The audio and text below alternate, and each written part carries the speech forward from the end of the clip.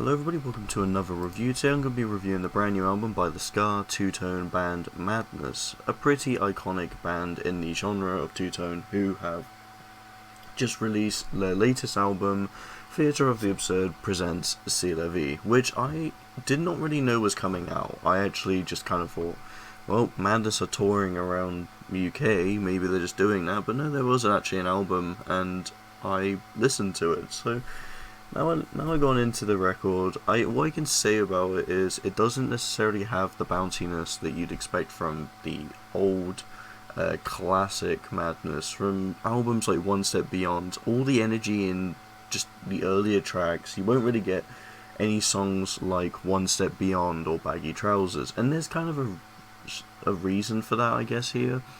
Not only is the band sort of just been mature in their sound, so while they're playing still with some silly ideas, there's still a bit of a bouncy feel. It goes for a bit more of a, I guess, a saturated tone. I like what they do with it, but as a whole for an album, it kind of fades some of the songs into feeling like one, because a lot of them have a very similar approach, whereas on an album like One Step Beyond, you have singles like One Step Beyond, Naibo to Cairo, and My Girl, which all offers elements and different ideas that Madness have put together to create that record.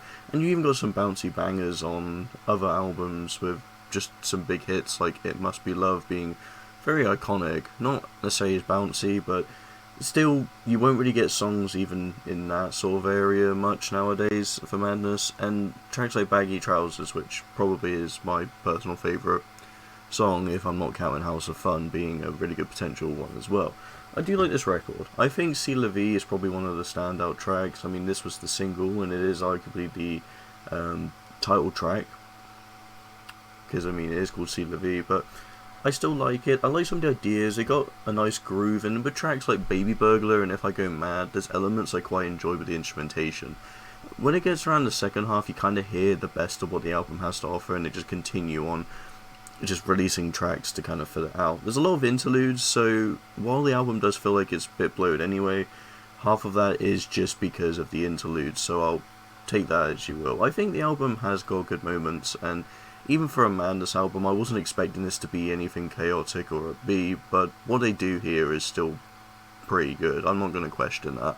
It's probably an album I think will grow on a lot of people a little bit more with time, but for what they're doing, I think Madness just needs to just keep it up, honestly. I do wish they experimented a little bit more to add some of the energy from their earlier stuff, but as I said, the band's tried to mature their sound, and while Suggs is a good singer, I feel like in the later records, I don't think he can quite hit like the vocal chords as he did in earlier tracks. The energy kind of goes a little bit into like a smaller area, if you will, as his vocals started to wearing down a bit. I imagine he can still pull the songs live, because I haven't seen him live, but I imagine that Madness would be able to perform their classic tracks still. As I've heard people, they did quite like it when they went to see Madness.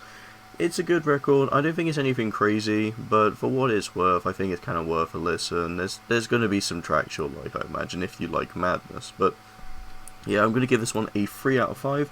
I hope you guys enjoy. Thank you so much for watching, and see you in the next video.